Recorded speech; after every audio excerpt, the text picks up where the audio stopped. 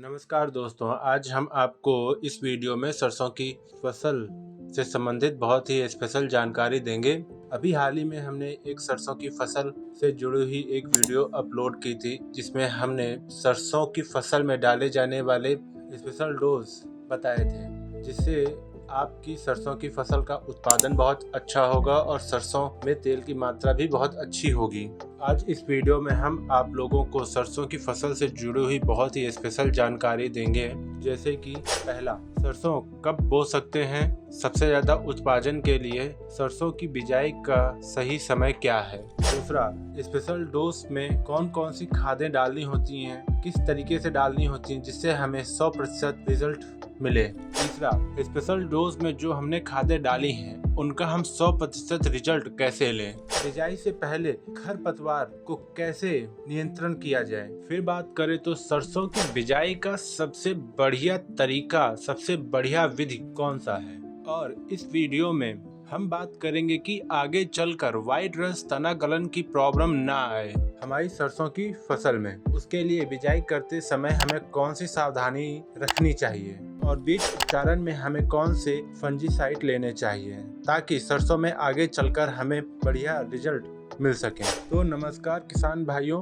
आप सबका स्वागत है हमारे चैनल किसान वाला जंक्शन में। अगर आपने हमारे चैनल को अभी तक लाइक और सब्सक्राइब नहीं किया है तो कर लीजिए, ताकि आप सभी को यहाँ से खेती से जुड़ी हुई सारी जानकारियाँ मिल सकें। अब बात करते हैं सरसों की बिजाई का सही समय क्या है। तो किसान भाइयों, सरसों की बिजाई का सही समय उसके एरिया के टेम्परेचर पे डिपेंड करता है। इस टाइम उत्तर भारत का जो टेम्परेचर है वो 35 से 36 डिग्री सेल्सियस चल रहा है, तो इस टाइम सरसों की बिजाई के लिए ये टेम्परेचर अनुकूल नहीं है। जब एरिया का टेम्परेचर 30 से 32 डिग्री सेल्सियस आ जाए तब सरसों की बिजाई कर सकते हैं। अगर अब बात करें डेट की, तो 15 अक्टूबर से 25 अक्टूबर के बीच में सरसों की बिजाई कर सकते हैं, क्योंकि इस टाइम पे एरिया का टेम्परेचर लगभग 30 से 32 डिग्री तक आ जाता है। तो आप इन 15 दिनों के बीच किसी भी दिन अपनी सरसों का बिजाई कर सकते हैं। और जो फसल आप इस समय बोएंगे वो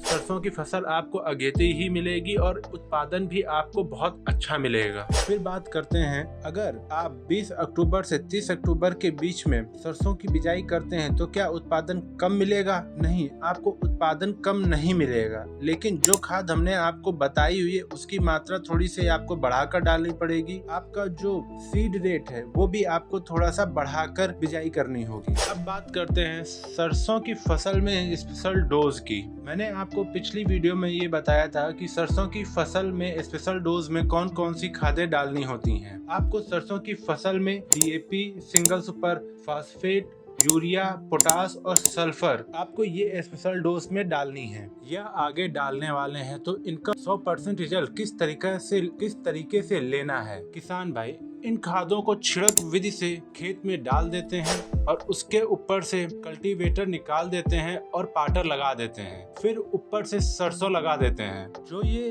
तरीका है, जो ये मेथड है, इस मेथड से आप लोग जो किसान भाई हैं इन खादों का 100% रिजल्ट कभी नहीं ले सकते हो। अगर आप इन खादों को मशीन से डालते हैं तो ये खादें 6 इंच से लेके 1 फीट तक अंदर चली जाएंगी। फिर जब आप सरसों की बिजाई करते हैं, फिर आप जब सरसों की बिजाई सीड ड्रिल मशीन से करते हैं तो बीज 6 इंच जमीन में नीचे चला जाएगा और जब पौधा जर्मिनेट होगा तो जो आपने खाद डाली है वो पौधों को तुरंत मिल जाएगी और आप की खादों से 100% रिजल्ट ले सकेंगे। अब बात करते हैं तीसरे टॉपिक पे, सरसों की फसल में खरपतवार की।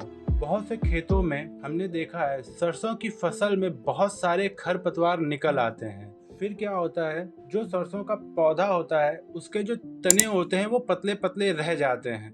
तो इस समस्या से निजात पाने के लिए हमें क्या करना है। अगर आपने खेत में पलेवा किया है तो खेत में नमी होगी।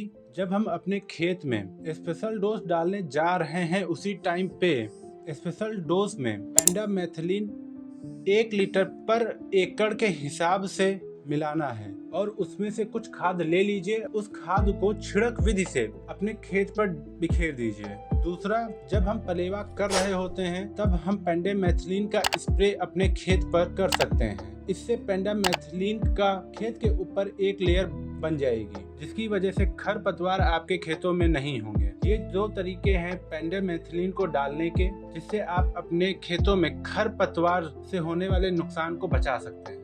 पेंडामेथिलीन डालने से आपके खेतों में खरपतवार नहीं निकलेंगे। अब बात आती है चौथे नंबर की कि बिजाई हम किस तरीके से करें। तो भारत देश में बिजाई सरसों की 2 तरीके से की जाती है। पहला, छिड़क विधि से सरसों के बीजों को हाथ में लेकर छिड़क देते हैं, ऊपर से कल्टीवेटर लगाकर उसके ऊपर से पाटर लगा दिया जाता है। दूसरा होता है सीड ड्रिल मशीन से बिजाई। अब इन दोनों में फर्क क्या होता है? जब हम छिड़क विधि से बिजाई कर रहे होते हैं तो हमें सीड रेट ज्यादा लेना पड़ता है, और जब फसल बड़ी हो जाती है, जब फलियां आ रही होती हैं, तो पौधा झुक जाता है। ये समस्या ना आए इसलिए हमें सीड ड्रिल मशीन से बिजाई करनी चाहिए। सीड ड्रिल मशीन से जब हम बिजाई करते हैं तो पौधों के बीच की दूरी समान होती है, उनके बीच में मेड़े बन जाती हैं, जिससे हमें सिंचाई करने में बहुत ही आसानी होती है। अब बात करते हैं सबसे इम्पोर्टेंट टॉपिक की। आगे चल के जब पौधों में व्हाइट रस और तना गलन की प्रॉब्लम आती है तो उसको हम बिजाई करते समय कैसे कंट्रोल करें, ताकि आगे चलकर हमको ये समस्या ना देखनी पड़े। तो जो आपके पास सरसों के बीज हैं, चाहे वो घर के हों या बाजार से आप लाए हों, ये जरूर देख लें कि वो सीड ट्रीट हैं या नहीं।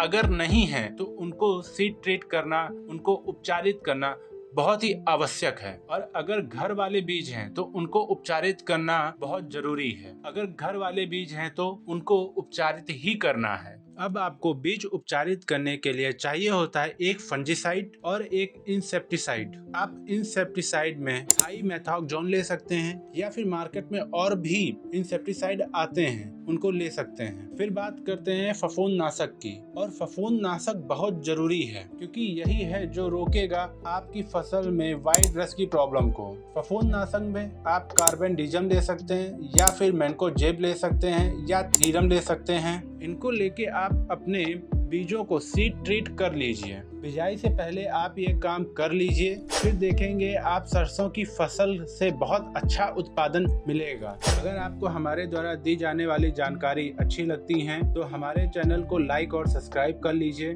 साथ में दूसरे किसान भाइयों के साथ शेयर कर दीजिए, ताकि वो भी हमारी वीडियो से लाभ उठा सकें।